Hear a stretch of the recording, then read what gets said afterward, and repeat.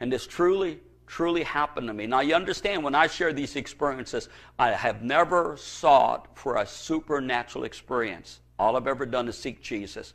And as I sought Jesus, as I gave him my heart, as I gave him my mind, as I gave him my life, he gave me these experiences. I have experiences all the time. God speaks to me. God has spoken to me many times audibly. I know it's hard for people to believe that, but all around me is the evidence that I've heard from heaven. This building, the TV network we're broadcasting from, the churches that God's allowed us to start, the books I've written. It's all evidence that God does still speak to people. And so I like to share an experience with you that where God took me to heaven. I'm in my barracks one night and I'm just praying. I'm crying out to God. I've been praying, probably saved for 2.5 months.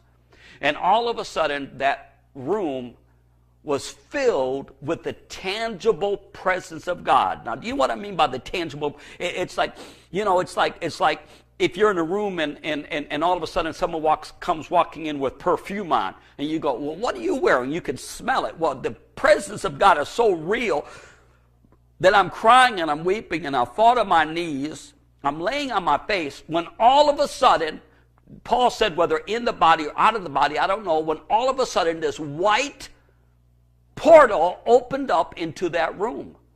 I mean, it is a glowing, pure white light portal. I'm looking up, and I don't know what to make of it, because there's this pure white portal, and I can remember to this day because it had straight sides, and it had like a curvature up on the top, like going through and then it had a flat floor, but it was a white, open doorway. And I could see it was a tunnel. When out of this tunnel, to my shock and amazement, came this man dressed in white. He was probably close to 7 feet tall, and it was an angel. I see this angel, and I'm like a dead man. I can't move. I can't talk. I'm laying on the floor, and I'm sure I'm shaking like a bowl of jelly on an out of balance wash machine. Have you ever seen a wash machine get out of balance? I'm laying on the floor, man, I'm shaking, and this angel walks up to me. Now, I can only give you a brief description of what happened, because this is, I cannot describe to you everything. How do you take and portray in English words the realm of the spirit? It's very difficult. It's how do you describe? How would I describe to a blind man what a beautiful blossoming apple tree would look like if a blind man had never seen a tree? If a man was born blind, how could I describe to him what a beautiful flower would look like, or what animals would look like? Well, it's almost the same way with me, trying to describe people what heaven is like. It is so beyond imagination. Well, this angel walks up to me, and he basically tells me that he has been sent of God in order to take me into heaven. And so I'm laying there like a dead man, and he grabs me by my right hand, and he picks me up like I'm just like a feather. And at that moment, I knew this angel had incredible strength, incredible. He just picks me up like I'm nothing, sets me on my feet, and I'm standing next to this guy. And all of a sudden, he takes me like a little child, like a father would take his little boy, like a 2-year-old little boy, and he takes me into this tunnel of light. Now, the minute I go into this tunnel of light, it's like a part of heaven is in this tunnel, because there's complete, absolute peace, joy, tranquility. Matter of fact, I didn't have a thought of earth anymore. I didn't think about what I had been through, what I had gone through, the pain, the suffering. I didn't even think about, my mind is just filled with overwhelming peace and joy. And it's like I'm out for a Sunday afternoon stroll with my closest friend, like maybe even with my wife in a good sense. But we're walking down this tunnel, and he's not saying a word, and I'm walking, and I'm holding his hand like a little boy.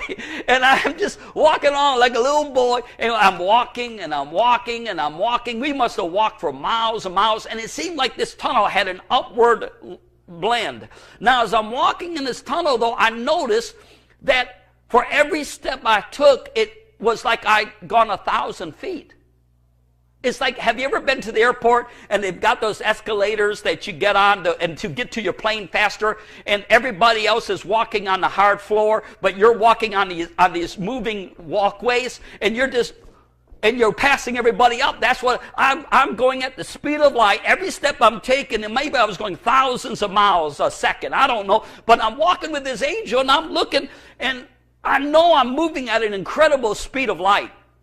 So we're walking, it seems like forever. Next thing I know, without me realizing it, the angel's gone. I'm by myself, but I'm not alone. God's presence is so thick and so heavy, it's mind-boggling. I'm just walking along and enjoying this walk in this white portal, this long white tunnel, when all of a sudden I came to the end of the tunnel just as fast as I entered in, and I stepped out of this tunnel, and I'm on the side of this most amazing green hill you ever seen. It's like I stepped into this wonderland of an amazing park. And I step onto this hill, and I look up to my left, and here is this mountain range, beautiful mountain range with snow-capped mountains, and there's this amazing river coming down from the side of the mountain, and it's like there's a majestic rainbows all around this waterfall coming down from the mountain. Now, the first thing, and I don't know where to explain to you, but I experienced an explosion of sensations that the human mind could not comprehend. Explosion of colors, explosion of sounds, explosion of smells. I mean, everything is 1,000 times more beautiful. I'm telling you, this was so incredible that I cannot even explain it to you. It is beyond the imagination, and the Bible says, eyes have not seen, ears have not heard, neither entered in the heart of man those things which God has prepared for them that love him. And so I step into this Garden of Eden, and I'm looking around, and I see colors that are so vibrant. Matter of fact, when I came back out of that experience, everything from that time to this time has seemed very, very dull and very dim. I mean, it's like I got spoiled.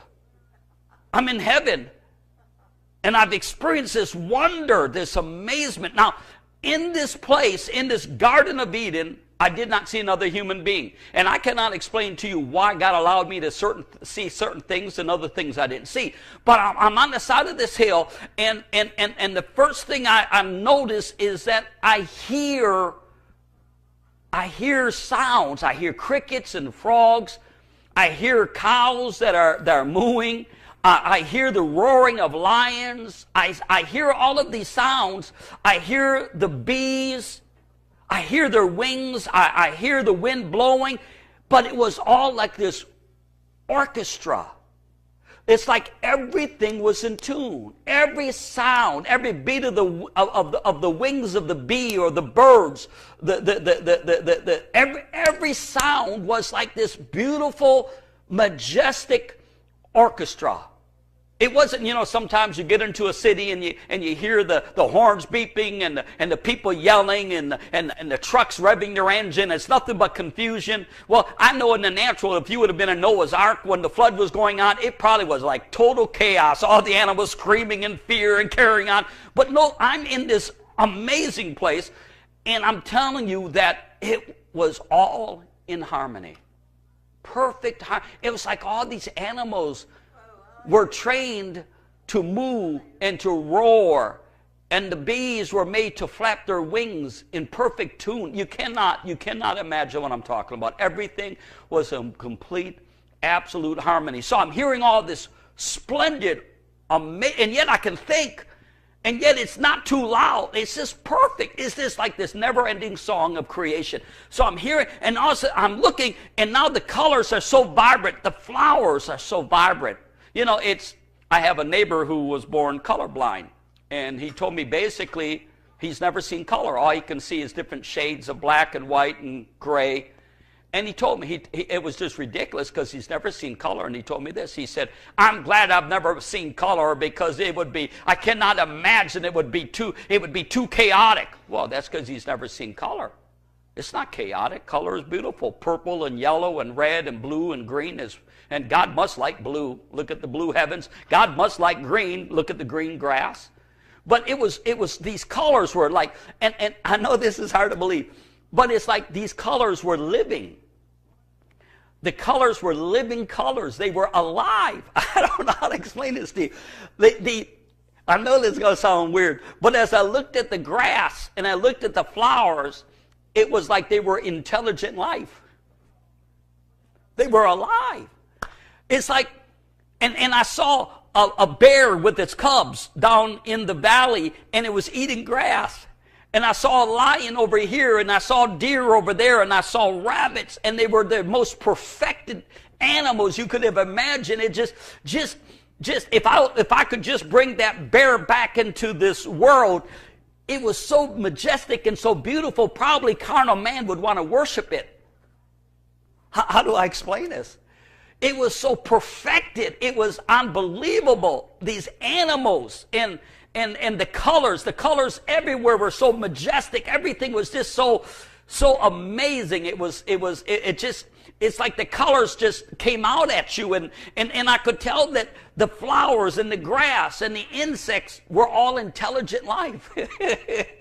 When I would step on the grass would bend down but not get hurt and spring right back up. It's like everything went back into its perfect place, and yet I knew it all had free wills. And so I'm standing there, and and this all happens in a matter of seconds. I'm overwhelmed, and then smells. Oh, the smells would just. Have you ever, like my daughter says, Dad, if coffee smelled, tasted as good as it smelled, she said I couldn't stop drinking it. Well, the smells that filled the air were so overwhelming. It's just like you could. Can I say this? That you could taste the smells in the air.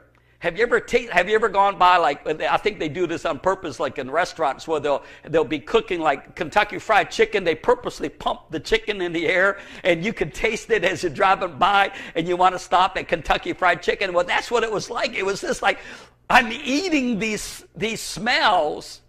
I'm eating it. Oh, I can't explain this. So I knew, though, at that moment, I was there for a reason. God had a purpose for me being there. I knew I had to get somewhere, and I looked off into the distance, and there was a beautiful river that had flowed from the mountainside. It was going down and was going up to my right, and there was a beautiful river.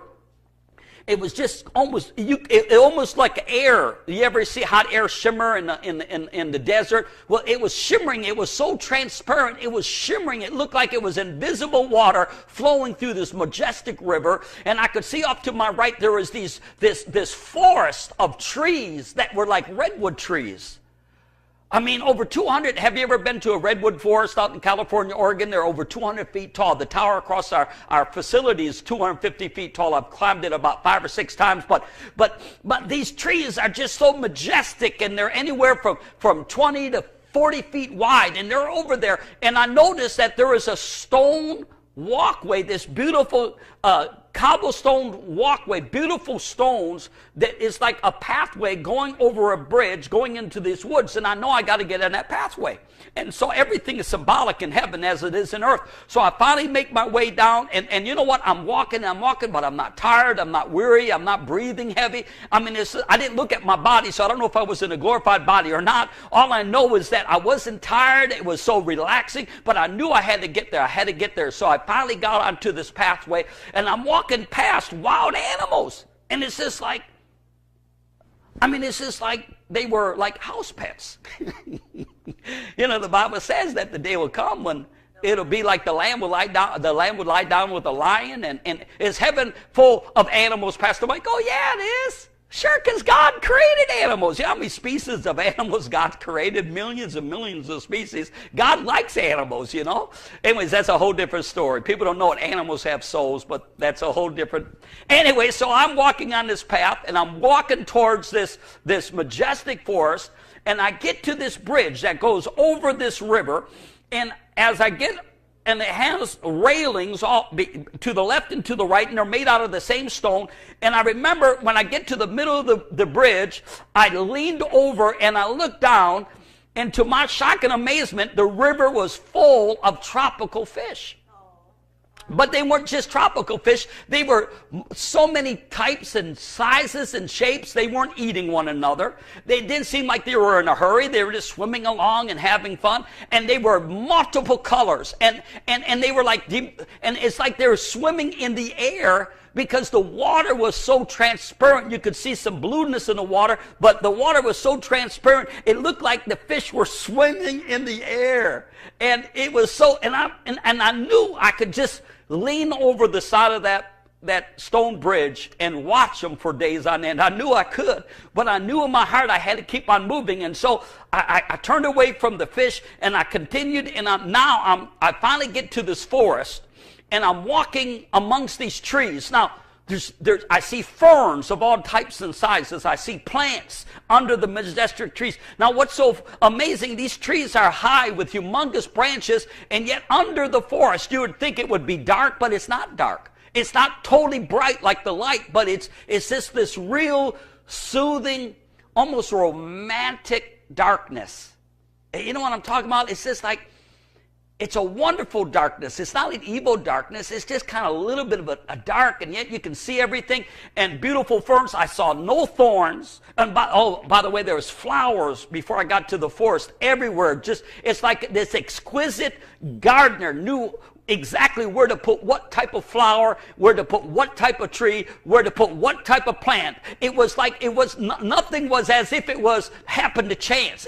Everything was just this most exquisite landscaper you could have imagined. And his name is Jesus. And he had put everything exactly where it belonged, to where everything was in harmony. So I'm walking through this forest, and these majestic trees are everywhere, and I'm going deeper, and the pathway now going through this forest is as straight as you can shoot an arrow. It's never ending. It's just on and on and on. And I'm just walking through this forest when all of a sudden, to my shock and amazement, the trees around me were filled with birds. Now, they're not just any kind of birds. They're like tropical birds. And they're made of so many different colors, parakeets and canaries and just the list would be endless. And I'm not a bird expert. All I know is the trees are filled with multicolored, multi-sized birds. And the branches everywhere is just like billions of these birds. And I'm looking, and now the forest is filled with complete amazing colors and music and sound. And I knew that they were worshiping God. And their heads were aimed up towards heaven, and they were worshiping the King of Kings and Lord of Lords. So I'm standing there, and I'm surrounded by these birds now, and I am weeping. I am weeping with joy. I'm crying. I'm weeping. Oh, and I got my hands lifted up, and I'm just worshiping God with these birds of all kinds of types and sizes and shapes and colors. And all of a sudden, the angel is next to me. His hand is on my shoulder, but I'm not shocked. You know, like if somebody walks up to you and they put their hand, now this is a big dude, man. He's over 7 feet tall, so you'd think, oh, you know, but I wasn't. There was no fear. Listen, in that place, there was no anxiety. There was no fear. There was no worry. There was no selfishness. There was no pride. There was no anger. There was just nothing but heaven. I was encased in heaven. And even the divine nature of God was I was walking in the nature of God in that place, you know. Because in this earth, I've got things in me that I've still got to deal with. But there, it was like it had all been dealt with. Man, I would want it to have stayed there. But I'm there, and angels, that same angel, and he basically says to me, he says, "Son of man, do you know what these birds are?" And I said, "No." He said, "They are the tribes, the tongues, the kindreds, and the nations of the world that God will have you to be a part of bringing into the kingdom." For in other words, these birds were symbolic of souls, of tongues and tribes, nations and peoples that I knew this though. I knew this. I was just a small gear in God's big machinery. It wasn't like I was going to win these souls. I was going to get them saved. No, I was going to be a part of a great awakening. I was going to be a part of a great move of God. I believe the final move of God. So as I'm standing there weeping with joy, because I knew when I first got born again I was called to preach. I didn't know what it meant to preach. I didn't understand it. But now I knew I was commissioned. I knew I was God ordained and God sent to be a part of this great end time gathering. I knew it. And as I'm standing there, all of a sudden, boom, I'm not there no longer. I'm in heaven on a sea of glass. Now, I never knew there was a sea of glass because I had not read the book of Revelation yet. I'm on this sea of glass, And this sea of glass is never ending. And now this sea of glass, it was like a literal sea with multiple colors floating through it. It's like waves. Have you ever been into like where they do one of these discos and they got lights that are flashing but this under the floor? Well, it's like the waves of color are flashing on this sea of glass under the floor. I'm standing on this sea of glass. As I'm standing on the sea of glass, it was in my heart to start going straight ahead in front of me. I could see something off in the distance. And I remember walking across the sea of glass, just overwhelmed with such. Now, I had experienced the presence of God, but now the presence of God is so thick, it's like I'm walking through water. It's the presence of God is so real, I cannot explain. I'm walking, and I see thunderings and lightnings ahead of me, and this roaring ahead of me, and my heart was being filled with fear, but it was the divine fear of God. And I'm walking, as I'm getting closer, all of a sudden I began to see those things that John describes in the book of Revelation, but my eyes were not focused upon the rainbows and upon the seraphims and the cherubims and all of and my eyes were glued to the one sitting on this throne that seemed to be like white living fire, and he was like a flame of fire, but it was no yellows. It was pure white fire, like an arc welder. If you ever get around somebody arc welding, they say don't look at it because it'll burn the retina of your eyes. It was just like this brilliant, and he was glowing. And I saw the Son of God off to his right hand side, and it was the Father sitting on his throne. And as I got closer and closer, and it didn't last very long, you understand, because it's like the minute I seen him, and it's hard to explain time to you, because in heaven a second can be eternity. How can I explain that? Time doesn't exist in heaven, and yet time is there, because God is the author of time. I see God sitting on the throne. It must have been only a couple of seconds, but it felt like forever. And when I seen God, I fell like a dead man. I hit the floor, that sea of glass. I hit it, wham, like a dead man. As I'm on the floor, all of a sudden, I heard the Father speaking to me. I knew it was the Father. And he was saying to me words that are not lawful to speak on this side of heaven. And as his words would hit me, I think if you would have stood off from a distance, you would have seen lightning coming out of the mouth of the Father and hitting my little body. Because them lightning bolts would hit my body, and my whole body would begin to shake. And it's like those words, and when those words got into me, they would explode like a nuclear bomb. Every time he spoke, the words would hit me, and then it would explode inside of me. Now I knew it had to be God, that my body was not flying into pieces in a million directions, because it was such power. I cannot explain to you. I've never experienced power like that in my life since then. He spoke those words, and they would hit my body like lightning, explode inside of me, and they would like run to every cell of my body, from my little toes to the ends of my fingers to the top of my hair. I could feel it in my hair.